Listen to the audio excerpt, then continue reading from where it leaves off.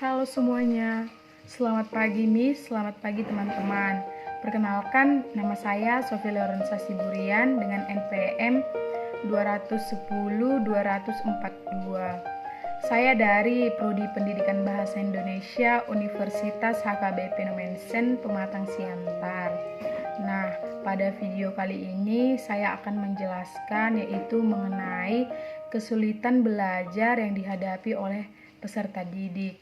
Sebelum saya menjelaskan apa-apa saja kesulitan dalam belajar pada peserta didik, saya akan menjelaskan apa yang dimaksud dengan kesulitan belajar. Nah, yang saya ketahui bahwa kesulitan belajar adalah sesuatu hal yang dialami oleh peserta didik yang dapat menghambat proses pembelajaran yang akan dilakukan oleh peserta didik. Selanjutnya saya akan menjelaskan yaitu apa-apa saja kesulitan peserta didik dalam belajar. Nah, yang pertama yaitu kurangnya minat pada peserta didik dalam mengikuti pembelajaran tersebut.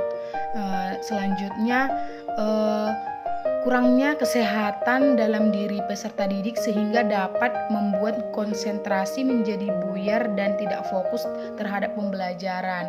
Yang selanjutnya yaitu adanya sifat yang tidak ingin tahu dan membuat peserta didik menjadi tidak mengerti mengenai konsep pembelajaran yang akan dilakukan.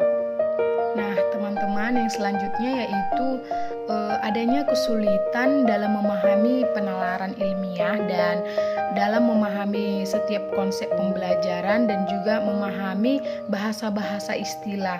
Hal tersebut dapat membuat peserta didik menjadi kesulitan dalam proses pembelajaran.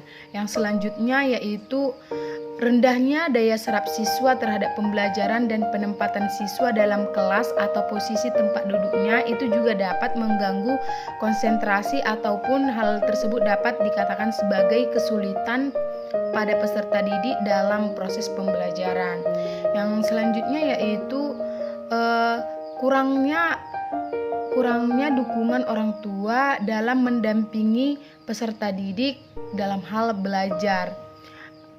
Terus kurangnya penguasaan diri, peserta didik tidak percaya diri terhadap dirinya. Yang selanjutnya itu kemampuan siswa dalam memahami materi itu masih kurang dan masih kurangnya kemampuan dalam menjawab soal.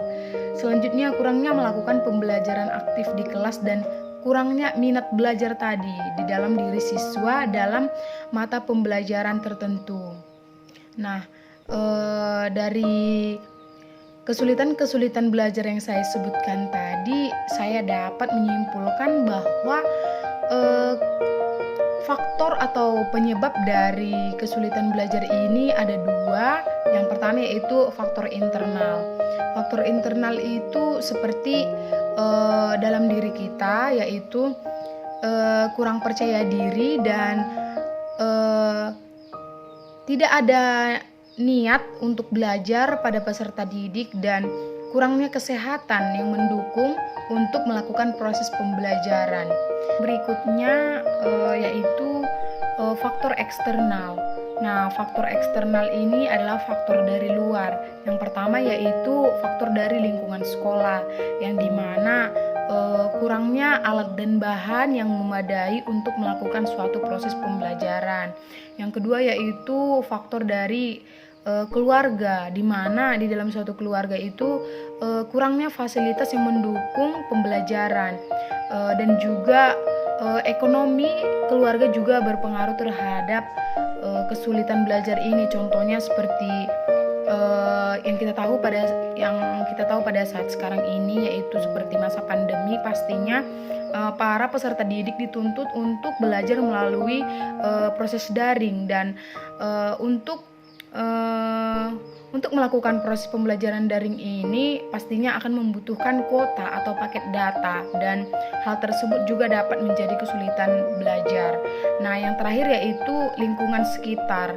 Nah, lingkungan sekitar ini juga mempengaruhi para peserta didik dalam hal belajar, yaitu seperti pergaulan bebas yang akan mengundang peserta didik menjadi berperilaku yang tidak baik dan tidak wajar. Baiklah teman-teman, sekian dari penjelasan saya. Semoga bermanfaat bagi kita semua dan semoga video saya kali ini dapat membantu teman-teman dalam memahami apa-apa saja kesulitan belajar yang dialami oleh peserta didik dan bagaimana cara kita mengatasinya. Jika ada kesalahan dalam penjelasan saya mohon maaf. Sekian dan terima kasih. Selamat pagi.